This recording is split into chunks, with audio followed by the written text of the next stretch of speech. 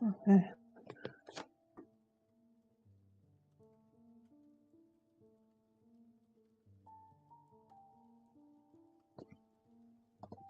Yeah, and I think we left off at the top of page 8.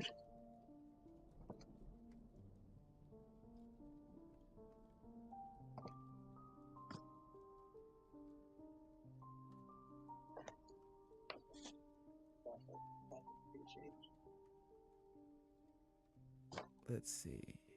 There we go. Oh, hey everyone.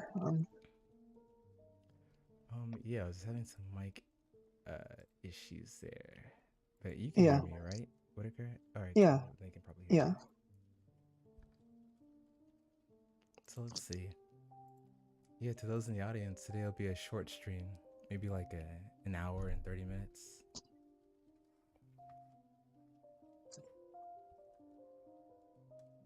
So you were saying where we left off? Yeah, we were at the top of page 8. Let's see.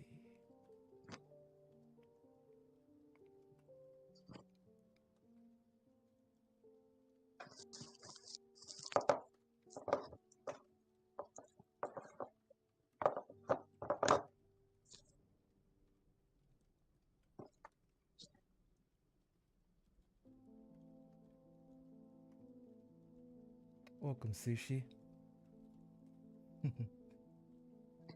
Hey. Yeah, welcome. Thanks for joining us.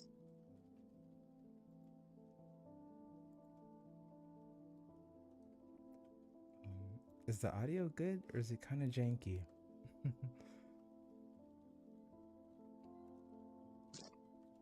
Let's see if I can.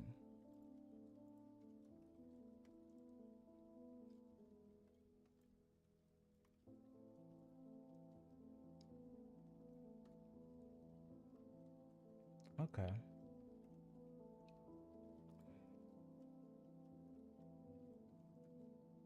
It's good. Excellent. So Sushi's doing some work and it'll be a short stream today. So maybe we won't pick on the audience as much today. Let's kind of let them lurk and work through the section. Yeah, that sounds good. So let's see. Do you want to start reading from here, or did we already read this? Let's see. Yeah, so we haven't read that part yet, so yeah, I can start out. So we left off last time looking at the real numbers, the integers, and the rational numbers, and now let's look at some more about them. Okay. So addition of a superscript plus or minus, or the letters non-neg for non-negative, indicates that only the positive or negative or non-negative elements of the set respectively are to be included. Thus, R plus denotes the set of positive real numbers, and Z in non-neg denotes the set of non-negative integers, 0, 1, 2, 3, 4, and so forth, all the ones that aren't negative. Some authors refer to the set of non-negative integers as the set of natural numbers, and denote it as n. Other authors call only the positive integers natural numbers. To prevent confusion, we simply avoid using the phrase natural numbers in this book. The set of real numbers is usually pictured as the set of all points on a line, as shown below. The number 0 corresponds to a middle point called the origin. A unit of distance is marked off, and each point to the right of the origin corresponds to a positive real number found by computing its distance from the origin. Each point to the left of the origin corresponds to a negative real number, which is denoted by computing its distance from the origin and putting a minus sign in front of the resulting number. The set of real numbers is therefore divided into 3 parts. The set of positive real numbers, so this is to the right of 0 on the number line, the set of negative zeros, to the left of 0, and the number 0. Note that 0 is neither positive nor negative. Labels are given for a few real numbers corresponding to points on the line shown below. Yeah, so that's another way of visualizing what the real numbers are. All the points that you can imagine on a number line, all of those points correspond to real numbers. Any possible distance from 0 in either direction corresponds to a real number. Makes sense. Yeah. And the real number line is called continuous because it is imagined to have no holes. The set of integers corresponds to a collection of points located at fixed intervals along the real number line. Thus, every integer is a real number, and because integers are all separated from each other, the set of integers is called discrete. The name discrete mathematics, which is the name of this book, comes from the distinction between continuous and discrete mathematical objects. Yeah, so a continuous set of things, they can be ordered in a way where there's no holes, there's no gaps in between them. But the integers are discrete because there are gaps, like you have 1, and then you have 2, but you skip all the things in between. Right. Oh, let me see something here. My volume is a little low, according to Sushi here. So, okay. My question is, are the real numbers discrete? I get that the integers are discrete because there's real numbers between them. So the integers are separate and like isolated things, right? They're separated by the real numbers that are between them, and that makes the integers discrete. Yeah.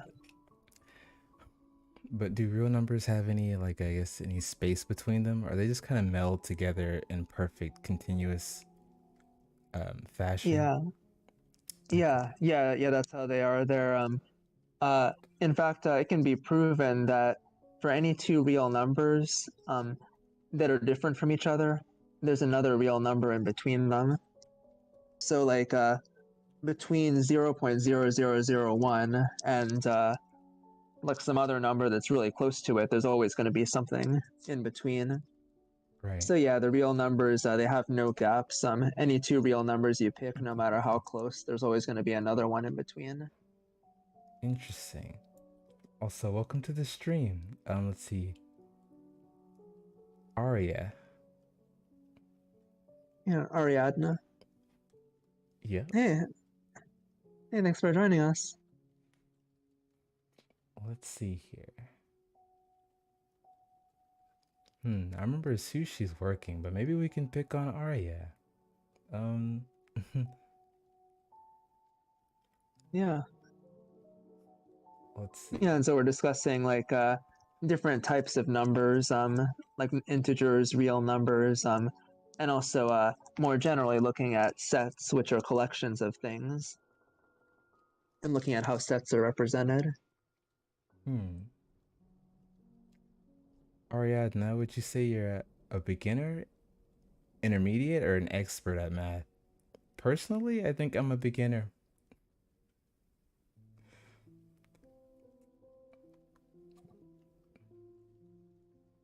Let's see. Also, Whiticker, you can continue reading. Okay. Another way to specify a set, another way to specify a set uses what is called set builder notation. Set builder notation. Let S denote a set, so it's a collection of things, and let P be a property that elements of S may or may not satisfy. We may define a new set to be the set of all elements X in S, such that P of X is true. We denote this set as follows. The set of all X in S, and then this pipe symbol, this kind of vertical line, represents such that P of X. So this is worth kind of discussing a little more. So a set is a collection of things. And earlier we saw one way to represent a set is just to write a list of all the things in the set. And conventionally, we write the things in a set between curly braces, like the ones that you can see there in the set builder notation box. Yeah, so one thing you can do is just write a list of the things in the set, like the set of 1, 2, 3, 4. But another thing you can do is say, like, this is the set of all things that have a certain property. And Yeah, all things in some bigger set that have some certain property. So this is a way of representing that. Like the set of things, we'll just call some generic thing X in some bigger set or in some other set S, such that X has some property, and we represent that as P of X. X has property P. So for example, you could have like the set of integers that are even, or yeah, I guess you can say like the set of, or let's see, actually let's say like the set of integers that are greater than 2, for example. You could represent that by saying the set of X in Z, so X in the set of integers, use Z to represent the set of integers, the set of X in Z such that X is greater than 2. So you would put X is greater than 2 after that such that Right. line there. Yeah. So yeah, you're saying the set of things in some set that have some property.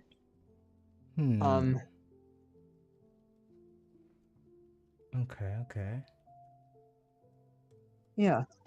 Yeah, and then they go on to say, occasionally we will write the set of X such that P of X without being specific about where the element X comes from. It turns out that unrestricted use of this notation can lead to genuine contradictions in set theory.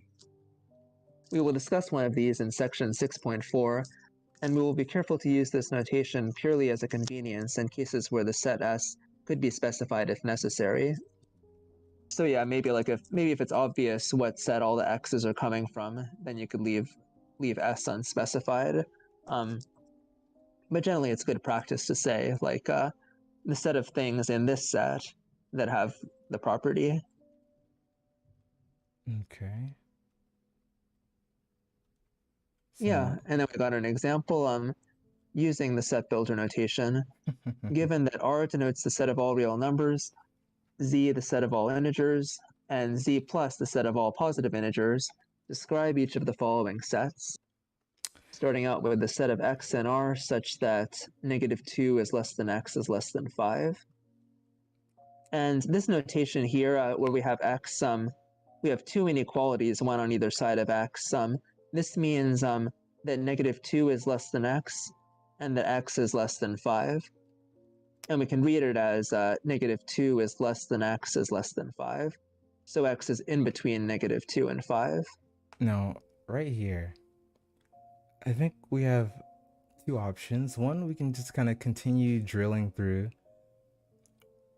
But like what I kind of want to do is test something, because if someone were to hop into this session without having like seen the session before it, maybe this would not mean anything to them. Yeah. So let's see.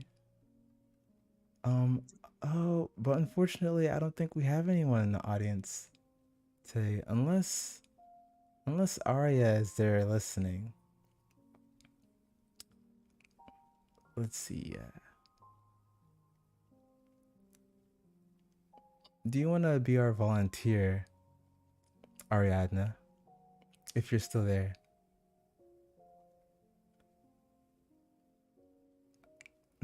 I'm tempted to take sushi, but I know she's working on like rocket science right now. Oh, yeah, great. Thank you, Ariadna. Okay. So our task is to get her to understand this. So let's see here. Ariadna, we actually have this whiteboard that you can interact with us with. If you go to that link on like a new tab or something. Oh, my voice is low. Let me see if I can turn it up. I think my voice should be a little louder now.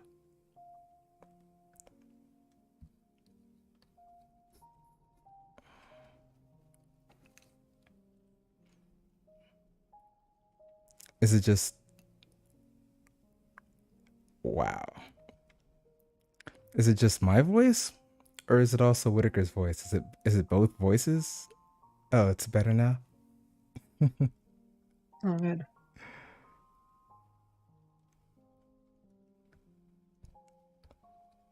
Yeah, I didn't want to like be screaming your ears off, but I guess if you can't hear me, I should turn it up. Yeah. Good. Good. Um. Hmm. Right. Well, let's see here.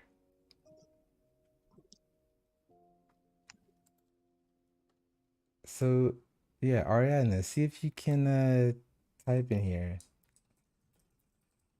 Does it let you interact with the notepad? If you're on mobile, I guess don't worry about it. It could be difficult. But on a computer, you should be able to.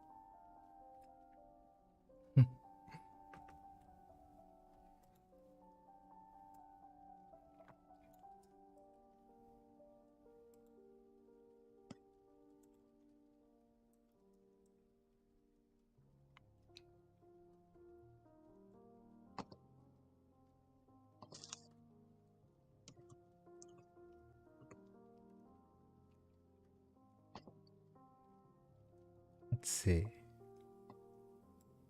How confident do you feel about this one, Sushi? Although I know that you're lurking doing work. I'm just curious. Um,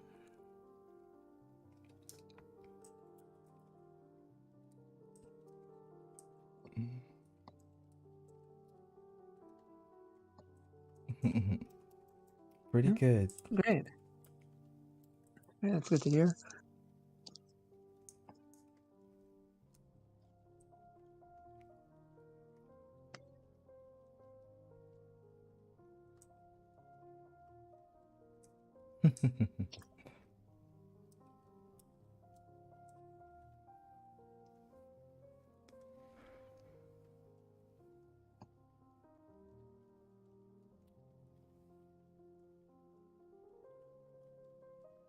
Well, let's see.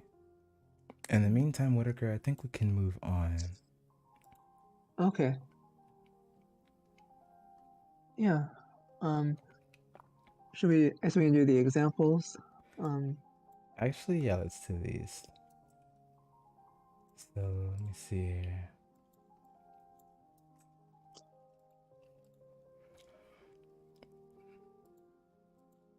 So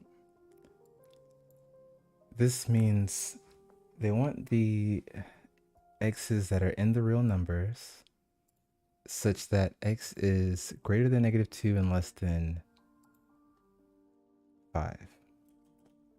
So the set of numbers in the real numbers that meet that requirement would be -1, 0, 1, 2. Oh, wait a second. They Yeah, want those would be some of them. right. They want the real numbers actually. Those are just the integers. Yeah. So, I mean, I guess I could do Yeah, those would be. Yeah, for per day, that would be some of them, the ones that are integers. But since they want the real numbers, I guess it wouldn't be possible to list all of them. So you could say like, yeah, I guess you could. Well, one thing you could say is just like in words, oh, gotcha. this is the set of all integers between -2 and 5. But it can also be represented with a number line, like um, if you have a number line and you draw, like you shade in the part between -2 and 5. Okay. But I guess that couldn't be that wouldn't be on the whiteboard. But I think they might have a picture of it in the book. like that's one way of representing an interval like that. To show, yeah, yeah, oh yeah, yeah. So we can use that one. Let's see. Dragons. Put it here.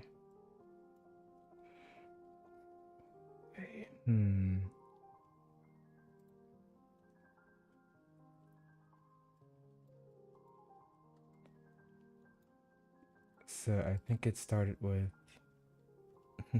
-2 to 5. right.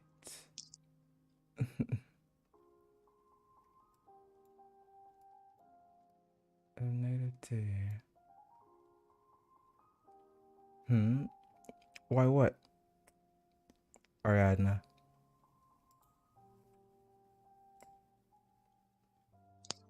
Hopefully that can be seen.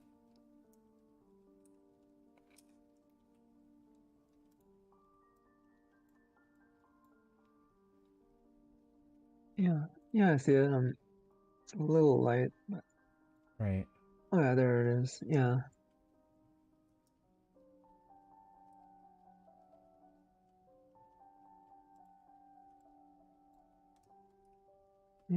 Yeah, so I got the -2 there. Let's see. And then end up at 5 eventually. Right. If -1's here, it's here, right here. Then I'll just say 5 is over here. So we want everything not including the 5, everything not including the 2. Right? Yeah, exactly. So that can be illustrated by like shading in the line between -2 and 5, and yeah, having the circles to indicate that -2 and 5 aren't themselves included. Right.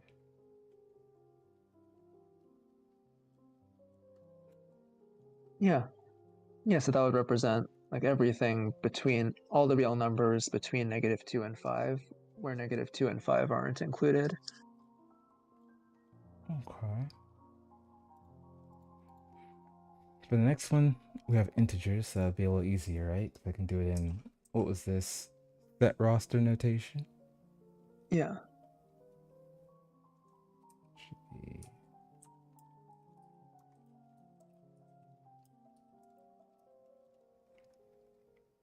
like that, I think.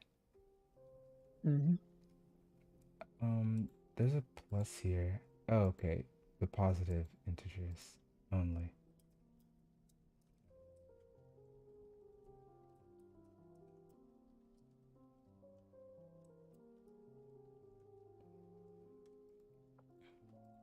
And I believe that would be the ones for the positive integers. The set of numbers within the positive integers such that -2 is less than them and they are less than 5. Yeah, exactly.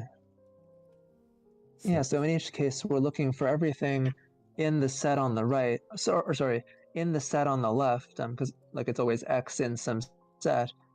All the things in that set that have that have the property on the right. Right.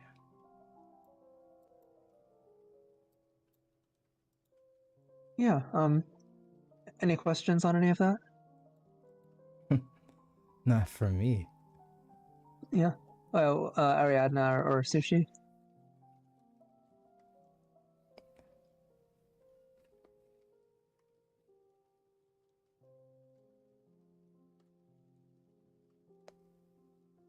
Okay, well, looks like so something in the chat? Nope. Okay. Yeah.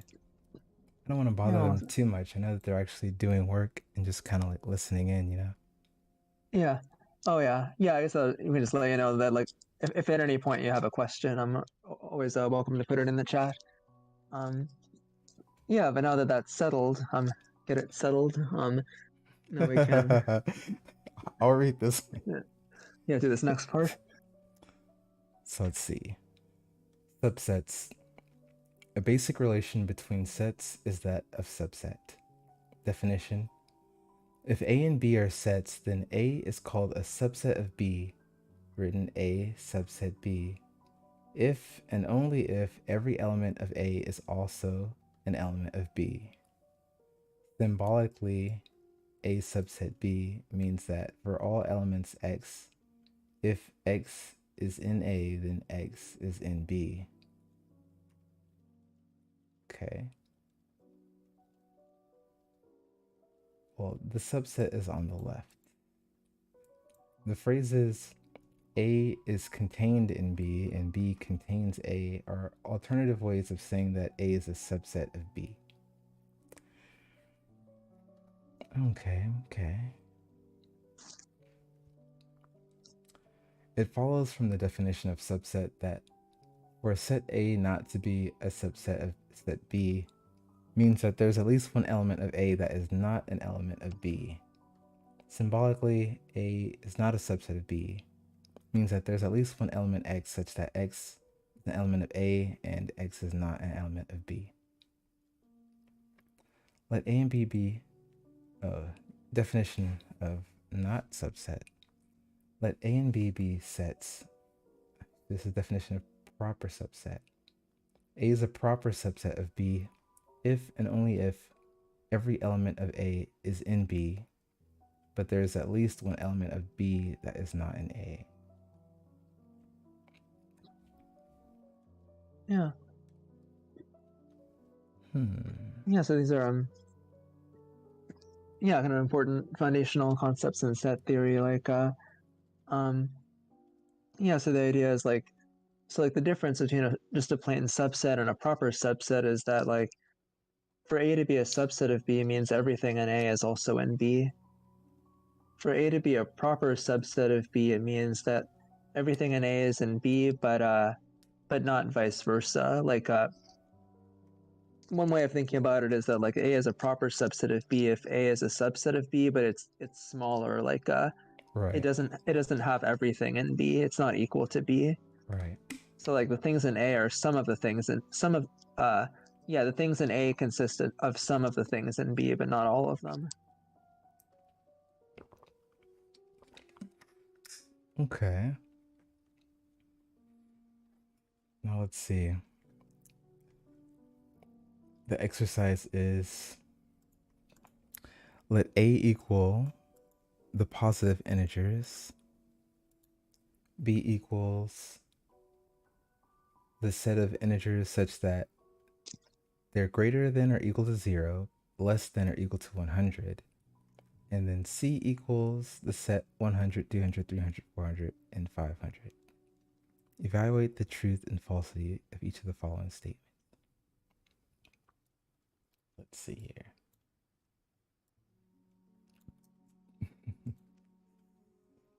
Settled.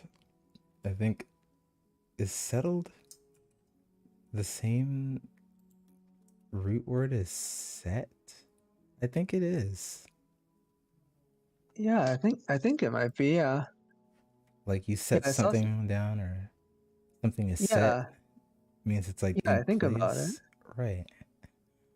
Yeah, let me double check that etymology, but I think it is. I think I saw somewhere that set has the most definitions of any English word. I believe it, and it's not really all that many definitions. Yeah. I'm pretty sure it's less than 10. It's like less than 5, less than or equal to 5. Yeah. Yeah, maybe, but this might be more than you think, because there's also like a set like in tennis, I think, and True. yeah, I think maybe there are like a lot of like technical terms that are where you have something that's called a set. Like there's the math set. There's like a set can mean ready. On your marks, get set, go. And True. Set can mean like you set a time for an event. Like so it can mean to establish. It can also mean you set something down on a table, so it can mean to place. So yeah, I can have quite a few. Settled. Yeah, it looks. Yeah, it might be related. It comes from. It's related to the word seat. Interestingly, settle. Just so Yeah, happened he's like a. Sushi played tennis and she was 5. Wow. Oh, cool. Oh, that's awesome. A baby tennis player. Yeah, yeah, that's impressive. So let's see. Is B a subset of A? A equals all of the positive integers. B equals the integers that are greater than or equal to 0. I guess that would already mean B is not a subset of A because this includes 0, Yeah, yeah, which exactly. And is an element not in A. yeah, exactly. Yeah, because for B to be a subset of A, everything in B has to also be in A. But yeah, exactly. There's something zero is something in B, but it isn't in A. So yeah, Then B wouldn't be a subset of A. we have C is a proper subset of A. So A is all the positive integers, and C only includes positive integers, but not all of the positive integers. So I think that this is true. It is a subset of A, and yet it's not equal to A, it's smaller than A. Yeah, yeah, exactly. C and B have at least one element in common. Well, B does include an integer that is equal to 100, and C has an element, 100. So they do have at least one element in common. Yeah, yeah, exactly. Then is C a subset of B? No, because C has 200, 300, 400, and 500, and B does not include elements beyond 100. So C is not contained by B. And C is a subset of C. It's not a proper subset, but it is a subset because C contains everything that C contains. Yeah, exactly. So that's a cool fact that every set is a subset of itself. Because for any set, everything in that set is going to be in itself. So yeah, Okay.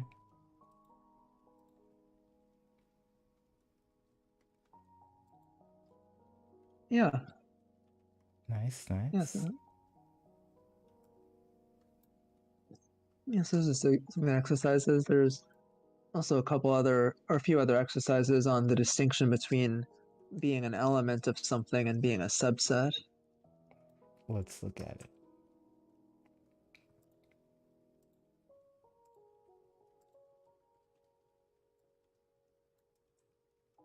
Yeah, Give me. So it's just which of the following statements are true?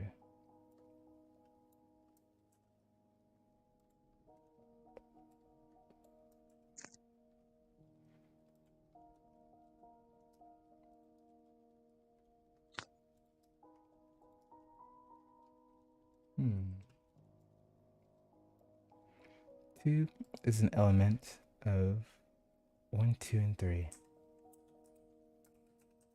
That's true. The set containing 2 is an element of the set containing 1, 2, and 3. No. It I think it's a subset, but it's not an element. yeah, exactly. Yeah, because an element is one of the things in the set. So like in part A, in the first set, the things in the set are the things that are listed there. One, two, and three are the elements of the set. So two is one of those elements. So that makes A true. But then for B, like the things in the set are again one, two, and three. But then the thing on the left in B is the set of two. Well, the set of two isn't one of the things in the set, rather the number two is. Right. So yeah. Okay, and then 2 is not a subset of the set containing 1, 2, and 3. It's an element of the set, but only a set can be a subset of another set, I believe. Yeah. Yeah, exactly. The set Yeah, a 2, subset is right? yeah, a subset is by definition a set. And then here, the set 2, the set containing 2, yes, is a subset of the set containing 1, 2, and 3, because the definition of subset is that every element in the subset is contained in the element of the superset. Yeah, exactly.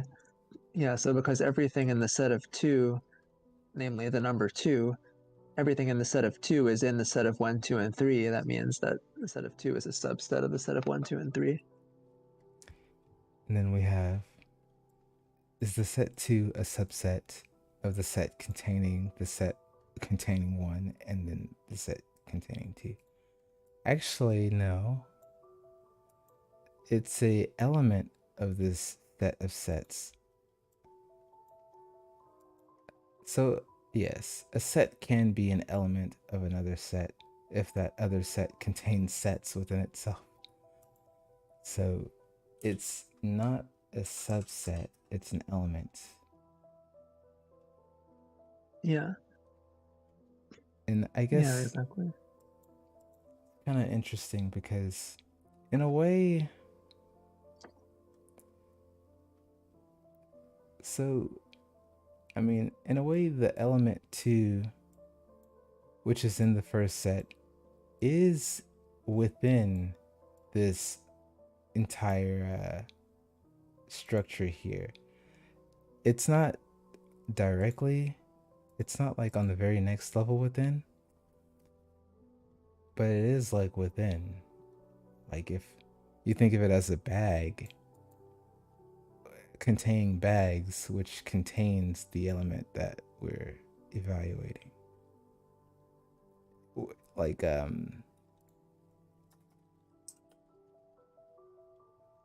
if X is in Y, how do I want to say this? Yeah. Oh, I guess I could say, But, and Y is in Z. Isn't X in Z?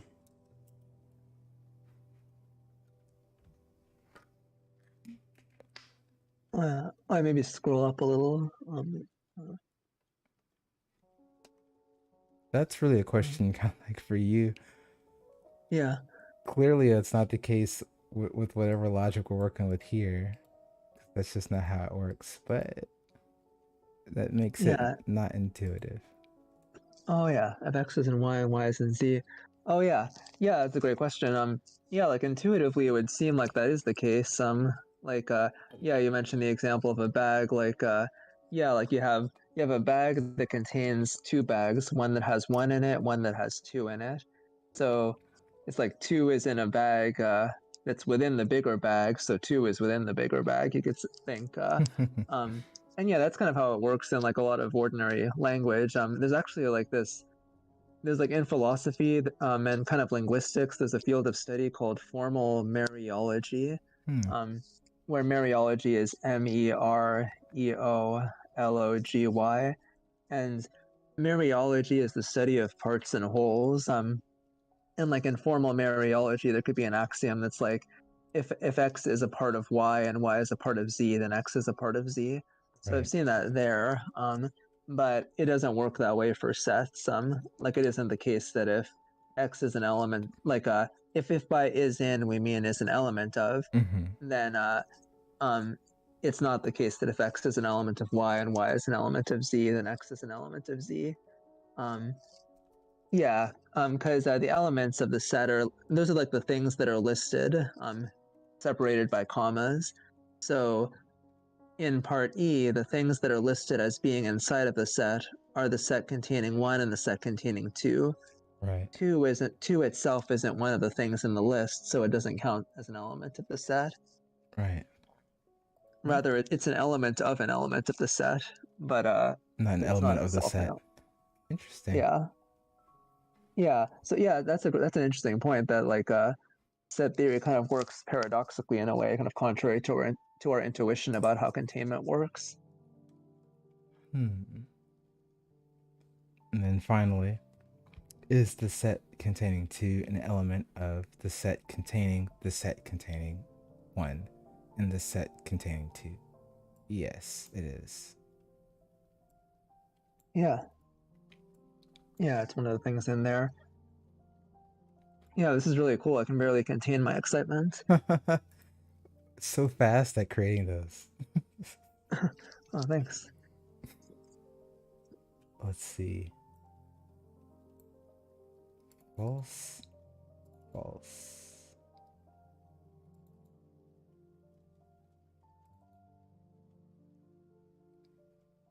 Only A, D, and F are true. Yeah, that's what we got. Yeah. Cartesian product. You want to read this one?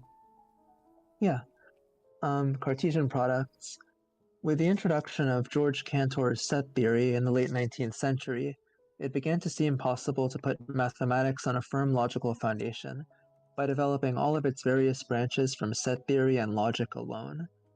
A major stumbling block was how to use sets to define an ordered pair. An ordered pair, by the way, is where you have a pair of things and they're in a certain order, like 1, 2, and in parentheses would be the ordered pair where the 1 comes first and the 2 comes second. But yeah, a major stumbling block was how to use sets to define an ordered pair, because the definition of a set is unaffected by the order in which its elements are listed. Because a set is just a collection of things, not a collection of things in a certain order. For example, the set of A and B and the set of B and A represent the same set, whereas in an ordered pair, we want to be able to indicate which element comes first. In 1914, crucial breakthroughs were made by Norbert Wiener, 1894 to 1964, a young American who had recently received his PhD from Harvard, and the German mathematician Felix Hausdorff, 1868 to 1942. Both gave definitions showing that an ordered pair can be defined as a certain type of set, but both definitions were somewhat awkward. Finally, in 1921, the Polish mathematician Kazimierz Kuratowski, 1896 to 1980, published the following definition, which has since become standard. It says that an ordered pair is a set of the form the set containing the set of A and the set of A and B. And this set has elements the set of A and the set of A and B. If A doesn't equal B, then the two sets are distinct, meaning the set of A and the set of A and B are different sets if A doesn't equal B. If A did equal B, then the second set, the set of A and B, would just be the set of A and A, which would be the same as the set of A. But yeah, if A does not equal B, then the two sets are distinct, and A is in both sets, whereas B is not. This allows us to distinguish between A and B and say that A is the first element of the ordered pair, and B is the second element of the pair. If A equals B, then we can simply say that A is both the first and the second element of the pair. In this case, the set that defines the ordered pair becomes the set containing the set of A and the set of A and A, which just equals the set containing the set containing A. However, it was only long after ordered pairs had been used extensively in mathematics that mathematicians realized that it was possible to define them entirely in terms of sets, and in any case, the set notation would be cumbersome to use on a regular basis. The usual notation for ordered pairs refers to the set containing the set of A and the set of A and B, more simply as A, B in parentheses. So this is kind of a complex discussion, but you don't necessarily need to know all of that in order to do the kind of stuff that we're going to be doing. But the idea is like an ordered pair. It's a pair of items that are in a certain order, and normally they're just written like put parentheses, and then you write the first thing and then the second thing, and those things are ordered. Like the ordered pair a comma b is not like the ordered pair 1 comma 2 is not the same as the ordered pair 2 comma 1 because the order matters.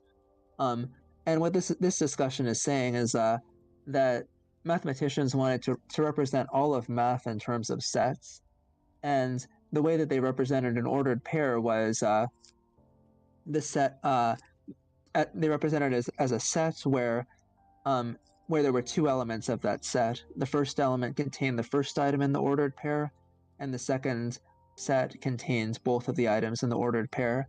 So that you could look at that set, and by the conventions, you could tell the one that's in a set by itself is the first item in the ordered pair, and then the other thing that's in the two-item set is the second item in the ordered pair.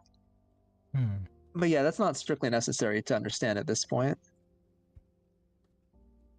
I guess they're kind of just giving us some interesting history. But the key idea, the key idea is going to be this notation here. Given elements a and b, the symbol a comma b in parentheses denotes the ordered pair consisting of a and b, together with the specification that a is the first element of the pair and b is the second element of the pair. Two ordered pairs a comma b and c comma d are equal if and only if a equals c and b equals d. Symbolically, a comma b equals c comma d means that a equals c and b equals d. So yeah, two ordered pairs are equal if they have the same items in the same order. Makes sense. Yeah, then we got some exercises. Okay, let's see here about the solution.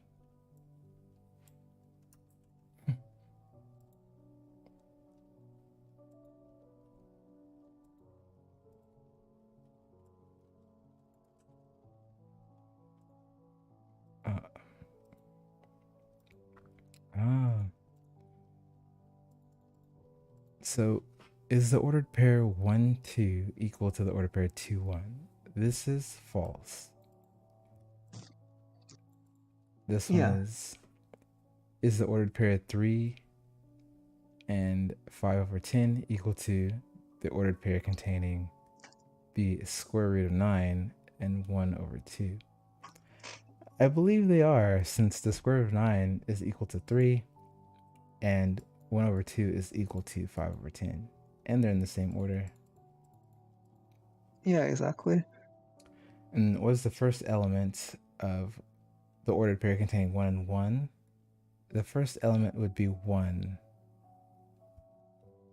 Yeah, exactly. The one that appears first. One interesting thing to note is that, so the first one we had 1 comma 2 doesn't equal 2 comma 1, but if these had been sets, like the set of 1 and 2 and the set of 2 and 1, then they would have been equal, because for sets the order doesn't matter. Right.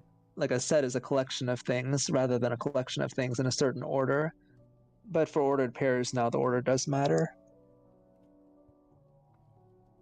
Okay.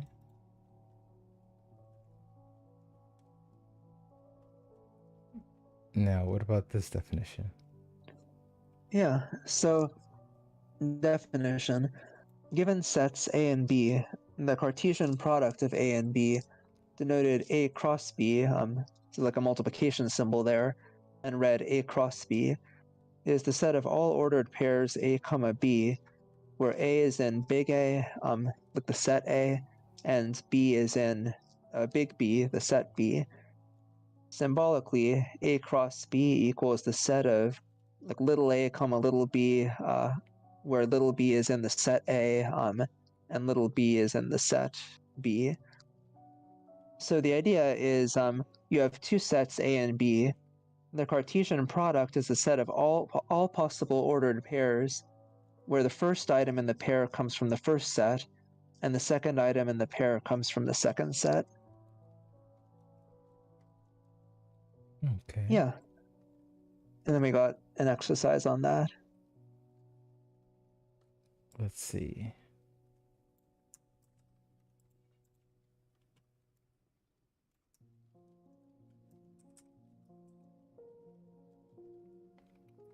So let A equal a set containing 1, 2, and 3, and B is a set containing U, V.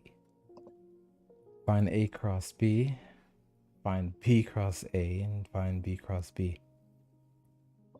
How many elements are in A cross B cross A, and B cross B? Let R denote the set of all real numbers. Describe R cross R. Well, for A cross B, let's see here. I like this.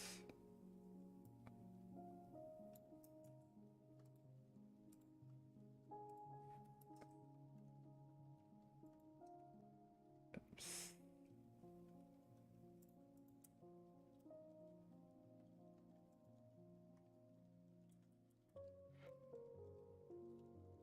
So tell me, what's the difference between this definition of A cross B and the definition I'm about to give them? Like when they say find, clearly they don't mean repost Oh yeah. So let's Yeah. see.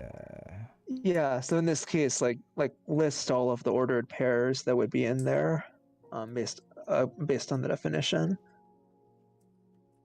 So that's what they're looking for. Like, yeah, like A cross B equals the set of these specific ordered pairs, and you use the definition to figure out what that would be. It's going to be the set of ordered pairs where the first item is from A and the second item is from B. Right.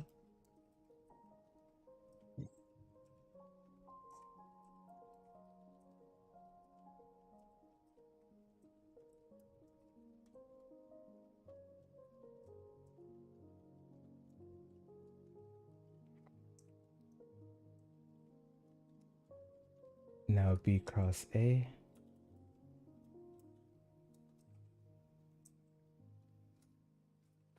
Yeah. Okay. Yeah, exactly.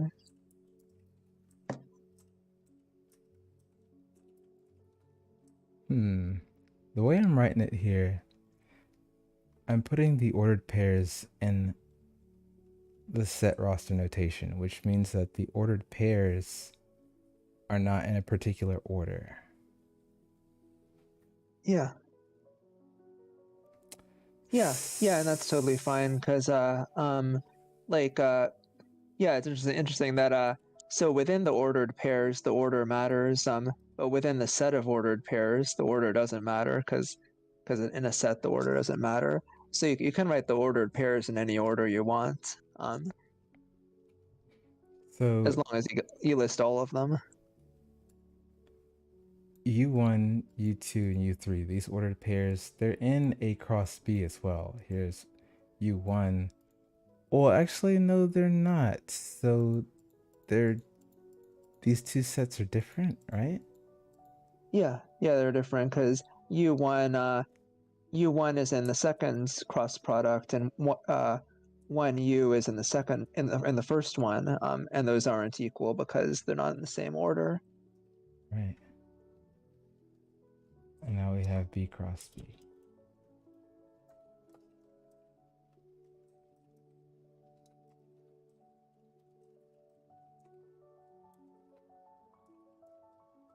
Oops.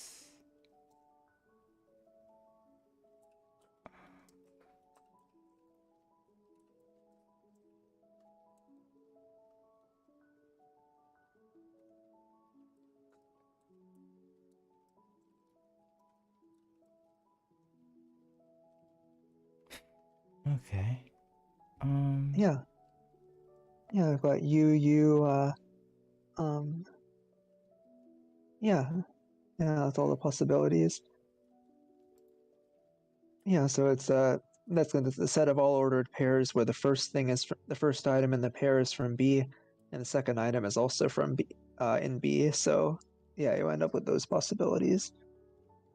Okay. And in terms of counting how many elements looks like the number of elements is always going to be the number of elements in the first, the number of elements in some set cross another set is going to be the number of elements in the first set multiplied by the number of elements in the second set. Yeah, exactly.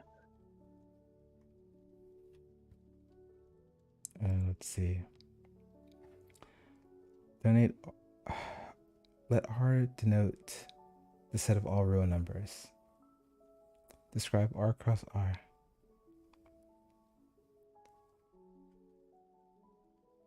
Yeah, and I guess when they say describe, like there are a couple things that could mean. We could say like, what would it be by definition? We could also say like visually, what would it look like? Oh, right. It would look like, because we know. I guess I'll clear the board.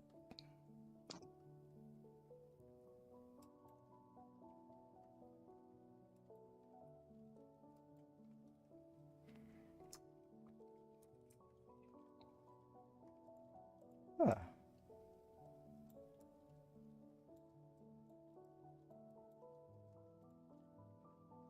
So if R is the real numbers from negative infinity to positive infinity,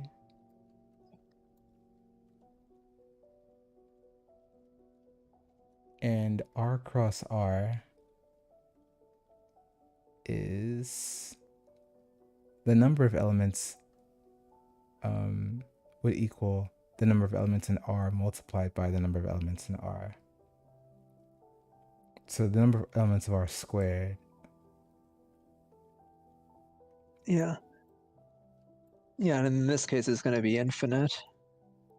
Because there are infinitely many elements of R.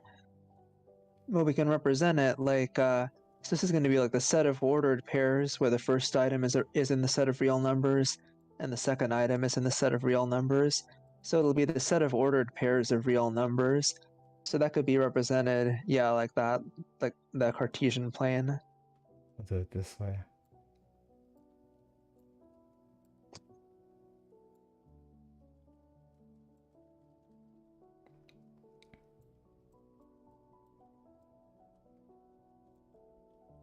Right, so it would be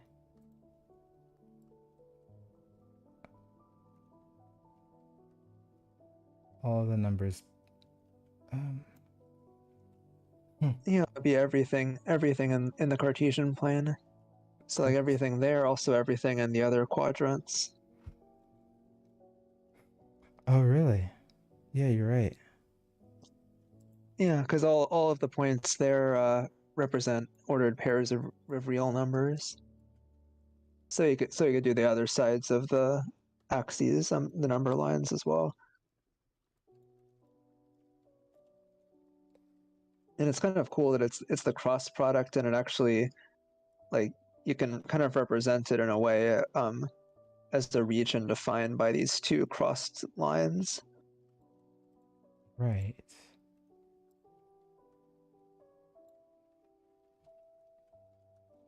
Yeah, and by the way, Cartesian, this is called the Cartesian product, and then the plane there is the Cartesian plane. That the name comes from Descartes, the philosopher and mathematician.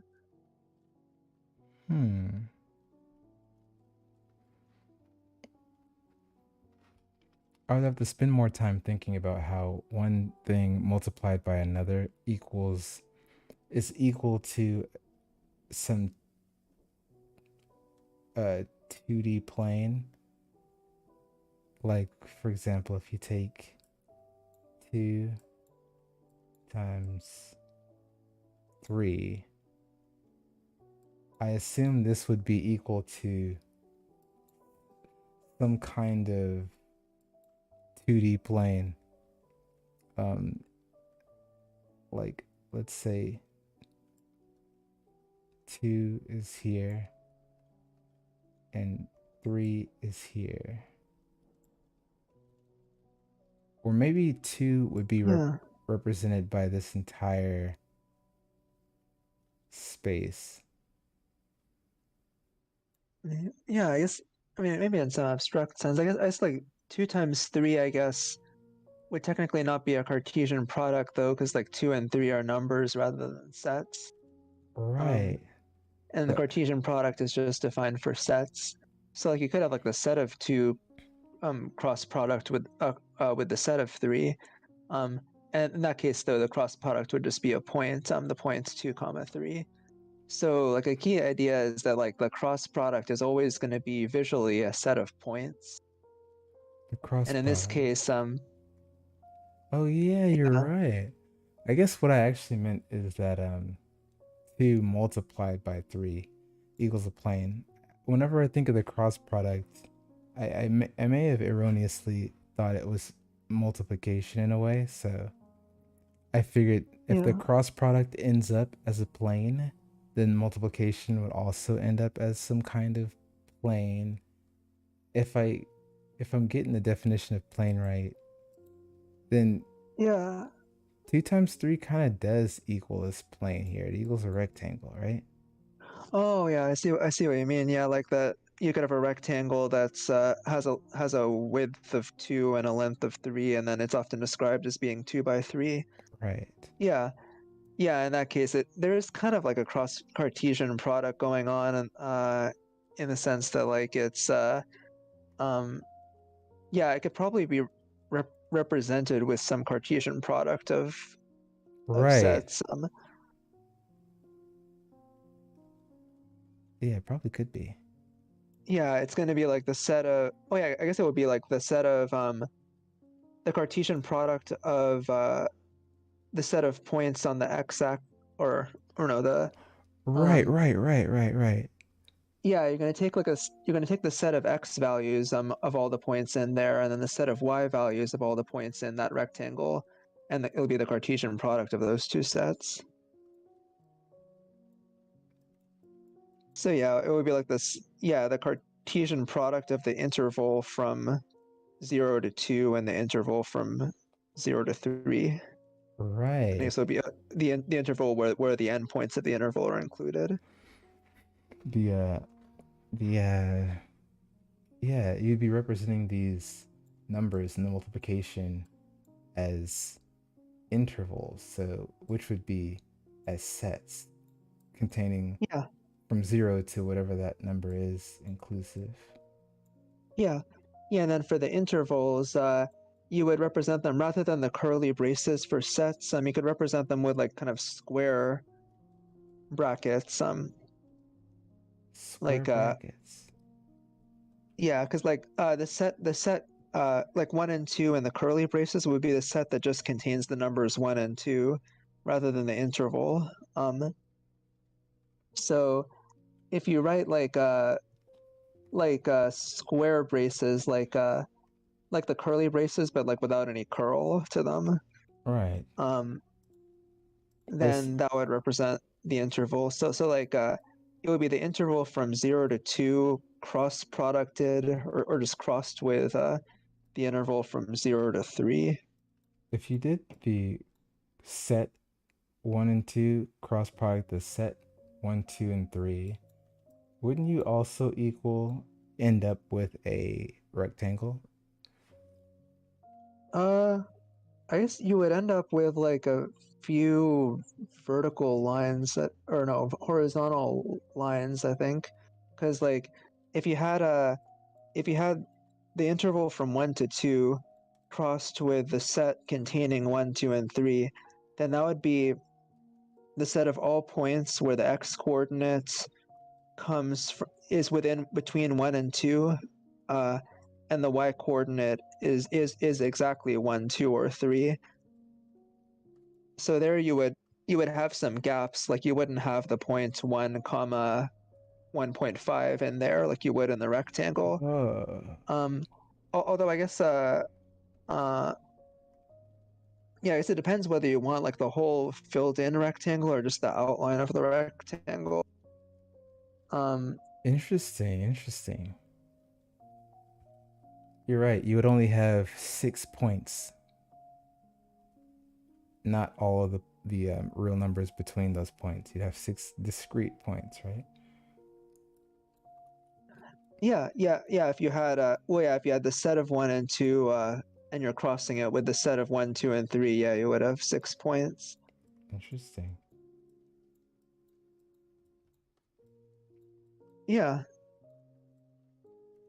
I see. Yeah, but yeah, it's interesting how these can be useful. And yeah, hopefully the points are getting across. So let's see here. I think we did this.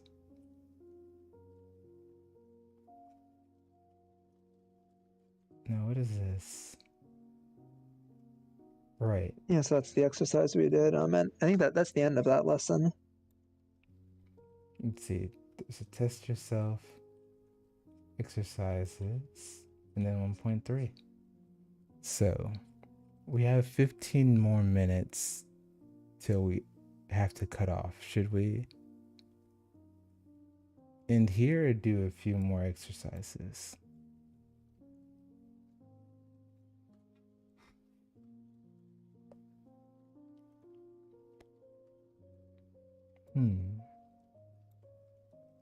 An element of a set.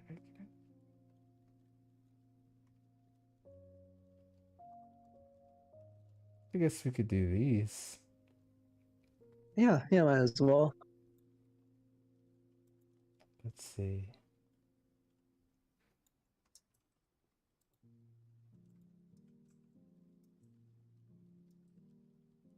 So when the elements of a set are given using the set roster notation, the order in which they are listed blank. Oh, that's a good question. The order in which they're listed. The elements of a set are given using the set roster notation. The order in which they're listed, I think it'd be does not matter. Yeah, it does not matter. Because like a set is a collection of things. It's not a collection of things in a certain order. So yeah, like if you were to write the set of 1, 2, and 3, versus the set of 3, 2, and 1, that wouldn't make any difference because the set of 1, 2, and 3 equals the set of 3, 2, and 1 because they have the same things in them. And right? the order doesn't affect what set they are. No, it says number 5 is the notation is red. I think it's the set of x such that and you can say such that p of x, or you could say such that x has the property p. Yeah, exactly. Yeah, I do often see it read as like the set of x such that p of x. I think they might have mentioned it could also be like the set of all x such that p of x. Because implicitly it's going to be every x that has the property. But sometimes it's not explicitly stated. But yeah, the set of x or the set of all x such that x has property p or such that p of x. The set of all x doesn't sound like proper grammar. I guess because I expect there to be the set of all x in some other set. Yeah, exactly. Yeah, I mean, sometimes like in math, people say things that aren't quite proper grammar in other contexts. But I guess you could say the set of every x. That would be better grammar. The set of every x such that p of x. Now let's see. For a set A to be a subset of a set B means that I think it's every element in A is in B. Yeah. Given sets A and B, the Cartesian product A cross B is, this would be set of ordered pairs. I guess I could use more formal language if I use the XY. such that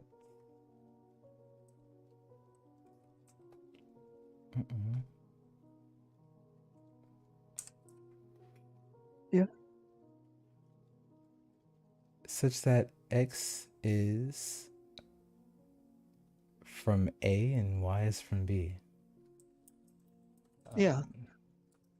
Yeah, exactly.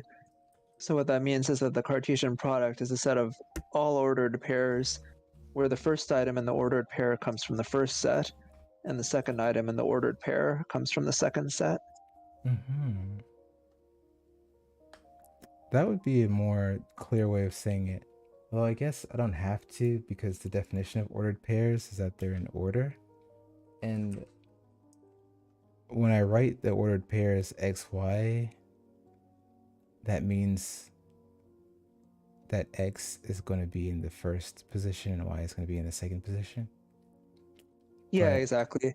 Yeah, the way I was saying it was kind of like to like get intuitively what it means, but yeah, the way right, you said it is the best like precise mathematical way of saying it. right, it would be more explicit to actually mention that point because it's easy to forget. Let's see.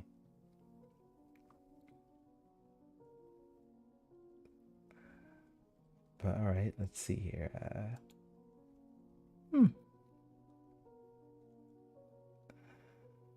Yeah. Yeah. Yes, that's those definitions. All right. So I guess we'll do 1.3 next time. Now, I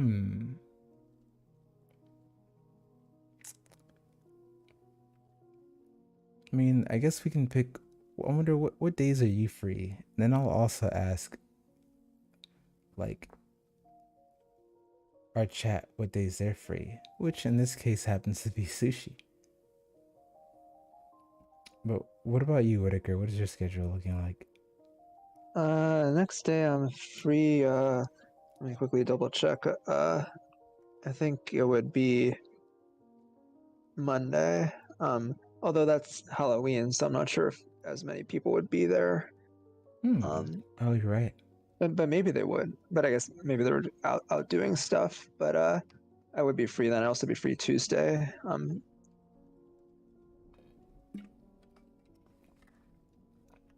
And then any other days that week?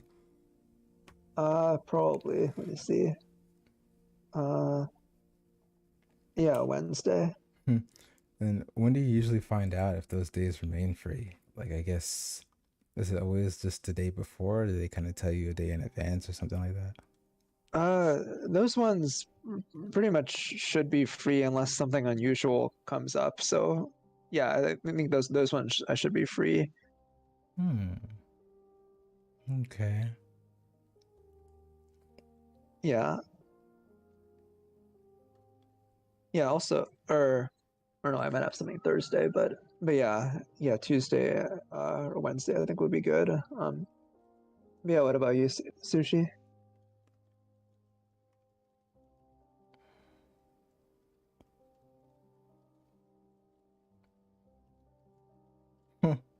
Thursdays, Saturdays, and Sundays, huh? So Yeah. that Well, is. I mean, next week I could do Thursday. I mean, I might be able to do Thursday. Possibly. I'm not entirely sure yet. Okay.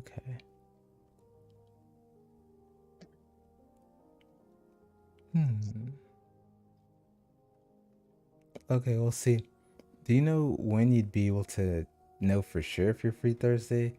If you're not, I guess we would just have to do Tuesday and Wednesday next week. Yeah, I think probably like at the beginning of the week. Yeah, at the beginning of the week I should know my schedule for that week. Okay. Yep. If free, then Tuesdays too. So okay. Ideally, we would do Tuesday and Thursday. Oh, okay. Yeah, that sounds good. Yeah, I'll let you know about Tuesday, or sorry, about Thursday at the beginning of the week. But yeah, I'd be free Tuesday definitely. Okay. Well, all right. That was a pretty good mathematical workout.